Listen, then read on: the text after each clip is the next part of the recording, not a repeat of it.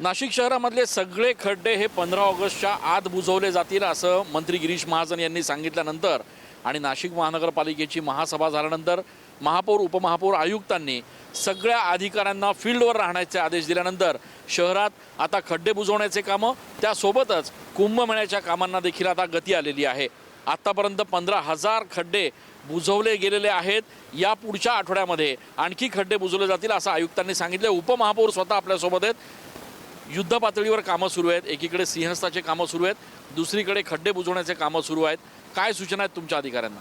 नक्कीच आपण जर बघितलं असेल तर गेल्या 2-4 दिवसापासून पावसाने सुद्धा उघडीप दिलेली असल्या कारणाने खड्डे बुजवण्याच्या कामाला गती आलेली आहे, हे सत्य आहे। आणि नाशिक महानगरपालिकेच्या महापौर असतील, आयुक्त असेल, मी असेल आणि संबंधित विभागाचे जे काही प्रमुख अधिकारी असतील, स्थानिक लोकप्रतिनिधी असतील, यांना सोबत घेऊन ज्या ज्या भागामध्ये खड्डे बुजवण्याचं काम सुरू आहे त्या ठिकाणी आम्ही प्रत्येक ठिकाणी व्हिजिट करतो आहे। परंतु आपण जर एक बघितलं तर नाशिक शहराचा जो काही भौगोलिक परिस्थिती बघितली, आता आपण ज्या भागात उभा आहोत हा सातपूर विभागाचा शेवटचा भाग आहे, म्हणजे प्रभाग क्रमांक 8 गंगापूर रोड आहे। तसंच नाशिक रोड विभागात सुद्धा काम चालू आहे, पंचवटी विभागात काम चालू आहे, तसेच सिडको विभागाच्या भागात सुद्धा काम चालू आहे। परंतु असं असताना ज्या काही मागच्या महासभेमध्ये जी विशेष महासभा घेतली होती, महासभेमध्ये स्थानिक लोकप्रतिनिधींच्या सूचना ह्या घेऊन त्या ठिकाणी एजन्सी नेमून हे कामं खड्डे बुजवण्याचे सुरू आहेत। परंतु काही ठिकाणी अशा तक्रारी येत आहेत का वरचीवर जे खड्डे बुजवले जात आहेत ते वरचीवर मटेरियल टाकत आहे, त्याच्यावरती रुलिंग होत नाही, प्रॉपर ट्रीटमेंट केली जात नाही आहे। परंतु नाशिककर सुज्ञ आहे, मी आपल्या माध्यमातून नाशिककरांना आश्वासित करू इच्छितो की आपण प्रत्येकजण या शहराचा भाग आहात, शहराचे घटक आहात, जबाबदार आपण व्यक्ती आहोत। आणि आपल्या निदर्शनात जर अशा काही गोष्टी येत असतील, ज्या ठिकाणी खड्डे बुजवत असताना चालढकल केली जात असेल, चुकीचं काम होत असेल, तर एक जबाबदार नागरिक म्हणून, सुज्ञ नागरिक म्हणून आपण, मी असेल किंवा महापौर असेल किंवा आयुक्त असेल किंवा आपले स्थानिक लोकप्रतिनिधी असतील, यांच्या निदर्शनास फोनद्वारे, SMS द्वारे, व्हॉट्सअपद्वारे आपण हे निदर्शनास आणू येऊ शकतात।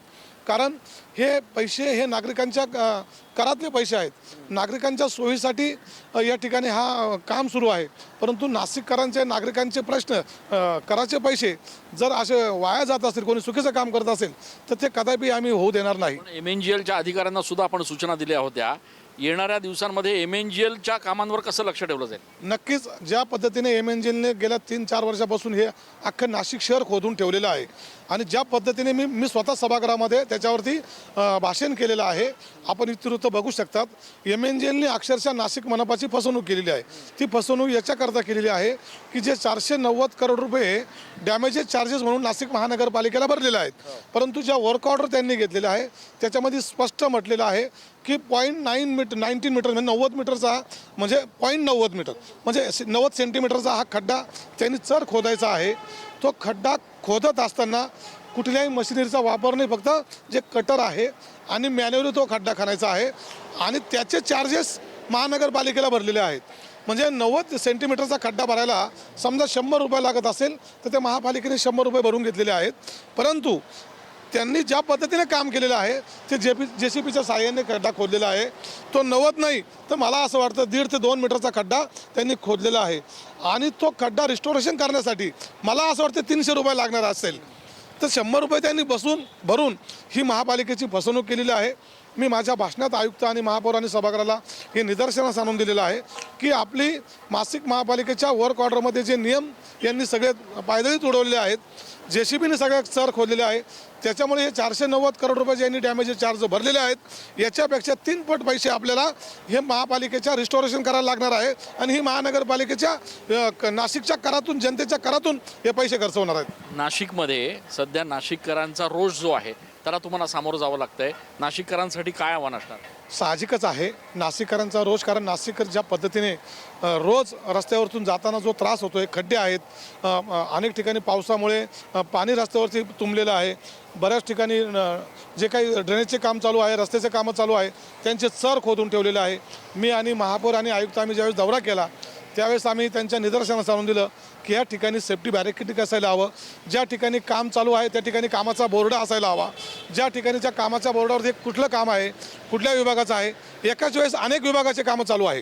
ड्रेनेजचं काम चालू आहे, स्ट्रॉम वॉटरचं काम चालू आहे, पाईपलाईनचं काम चालू आहे, पिण्याच्या लाईनचं काम चालू आहे, रस्त्यांचे कामं चालू आहे, युटिलिटीचे कामं चालू आहे, स्मार्ट सिटीमधून कॅमेऱ्यांचे कामं ते लाईन टाकतायत, अनेक वेगवेगळे विभागाचे काम आहे. परंतु याच्यामुळे नागरिकांचा संभ्रम झालेला आहे की हे काम कुठलं आहे, हे कशाचं आहे.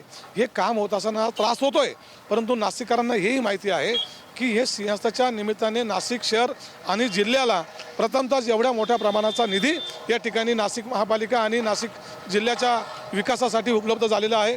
ज्यावेळेस विकास होतोय त्यावेळेस हा थोडा त्रास ना. आपलं एक साधं उदाहरण मी एक छोट्या शॉर्टकटमध्ये सांगतो. समजा माझं कुटुंब आहे, माझं घर आहे, माझ्या घरामध्ये जर कोणी पाहुणे येणार असतील, माझ्या घरात काही शुभ कार्य असेल तर मी पहिले घर रंगरंगोटी करतो, रिनोव्हेशन करतो. परंतु हे करत असताना सर्वात पहिले त्रास त्या कुटुंबातल्या नागरिकांना होतं, त्यांना ॲडजस्टमेंट करावं लागते ते काम होईपर्यंत.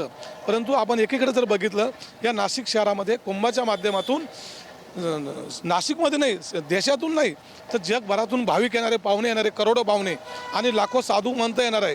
त्यामुळे या अख्ख्या शहराचं आपण रिनोव्हेशन करतोय. हे रिनोव्हेशन करत असताना आत्ताचा हा त्रास होतोय हे मान्यच करावं लागेल. परंतु याच्यामधून पुढच्या 25-30 वर्ष या नाशिककरांसाठी हे रस्ते किंवा या सगळ्या युटिलिटी किंवा या सगळ्या जे काही कामं सुरू आहे हे नाशिककरांच्याच आणि नाशिकच्या विकासाचे आहे. पुढच्या 25 वर्षांसाठी नाशिकचा विकास होणार आहे, त्या अनुषंगाने कामं सध्या सुरू आहेत आणि त्यामुळे येणाऱ्या दिवसांमध्ये लवकरात लवकर हे खड्डे बुजवले जातील, शहरातले कुंभाचे हे कामं पूर्ण होतील आणि त्यानंतर नाशिकचा एक बदललेला चेहरा मोहरा जगासमोर येईल असं उपमहापौर सांगतायत. कॅमेरा पर्सन योगेशसह मी चंदन पूजाधिकारी, TV9 मराठी.